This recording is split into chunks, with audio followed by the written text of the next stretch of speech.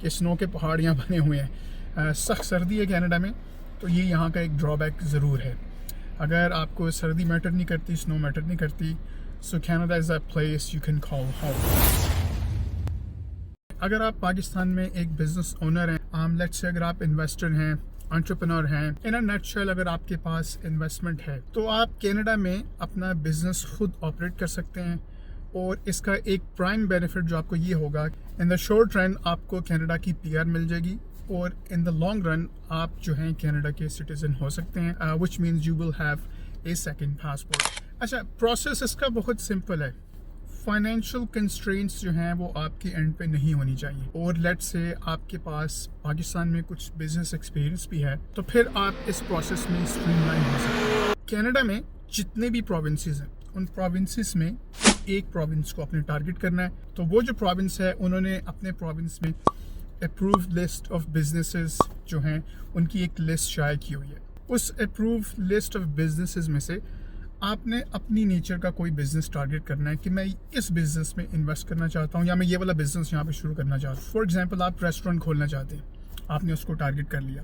First step जो है, आप अपनी एक्सप्रेशन ऑफ इंटरेस्ट जो है वो सबमिट करेंगे उस प्रोविंस को। और अगर उस प्रोविंस की गवर्नमेंट ने आपकी प्रोफाइल में स्ट्रेंथ को देखा, तो आपकी अगर एप्लीकेशन नेक्स्ट स्टेप के लिए अप्रूव होती है, उस प्रोविंस की तरफ से आपको लेटर ऑफ सपोर्ट मिलेगा। उस लेटर ऑफ सपोर्ट की बेस पे आप फेडरल गवर्नमेंट को वर्क परमिट की आप एप्लीकेशन सबमिट करेंगे, और आप अपने ही बिजनेस में अपने आप को जॉब दे रहे हैं। आप वर्क परमिट फाइल करेंगे। वर्क परमिट एप्लीकेशन अगर आपकी अप्रूव हो जाती है फेडरल गवर्नमेंट की तरफ से, अब आप कनाडा में आके अपने बिजनेस को ऑपरेट करेंगे। डिपेंड करता है किस प्रोविंस के साथ आपका एग्रीमेंट हुआ है। कुछ प्रोविंसेस ऐसे हैं जहाँ पे 1 ईयर और ईयर एंड हाफ के लिए वहाँ पे अपने बिजनेस को ऑपरेट करना पड़ता है। कुछ प्रोविंसेस ऐसे हैं 6 मंथ्स टू 1 ईयर के अंदर आपको वो नॉमिनेट कर सकते हैं। तो डिपेंड करता है कौन सा प्रोविंस है। हर प्रोविंस की रिक्वायरमेंट्स जो हैं वो वेरी करती हैं। लेकिन let's suppose 6 months to 1 year आपने अपना बिजनेस ऑपरेट किया। फॉर एग्जांपल ओंटारियो है, तो ओंटारियो की तरफ से आपको नॉमिनेशन मिल जाएगी। अगर वो आपको नॉमिनेट कर लेते हैं और आपने उन सब टर्म्स के मुताबिक इस बिज़नेस को ऑपरेट किया जो आपने एग्री किए थे प्रोविंशियल गवर्नमेंट के साथ, ओंटारियो की गवर्नमेंट के साथ, now you are on the next step to apply for your permanent resident application. अब आप कनाडा से ही अपनी पीआर एप्लीकेशन सबमिट करेंगे।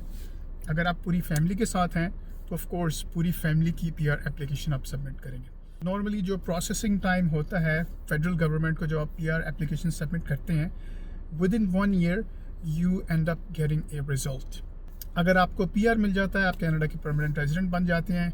3 साल अगर आप कनाडा में फिर रहेंगे, आप कनाडा की सिटीजनशिप अप्लाई कर सकते हैं। सिटीजनशिप अगर आपको मिलती है तो there you go, you have your second passport. आपने बिजनेस को टारगेट कर लिया, उस प्रोविंस की तरफ से आपको लेटर ऑफ सपोर्ट मिला। I am a licensed Canadian immigration consultant based in Toronto, Canada. If you need any sort of legal advice, you can book an appointment at the given link here. We'll have a detailed chat about your personal and professional profile for about 45 minutes to 1 hour, in which we'll do a complete assessment to see where you stand, and of course we'll let you know how to move forward. Anyways, इस वक्त यहाँ पे ज़बरदस्त snow पड़ी हुई है। आप इस तरफ देख सकते हैं कि स्नो के पहाड़ यहाँ बने हुए हैं। सख्त सर्दी है कनाडा में, तो ये यहाँ का एक ड्रॉबैक ज़रूर है। अगर आपको सर्दी मैटर नहीं करती, स्नो मैटर नहीं करती, सो Canada is a place you can call home.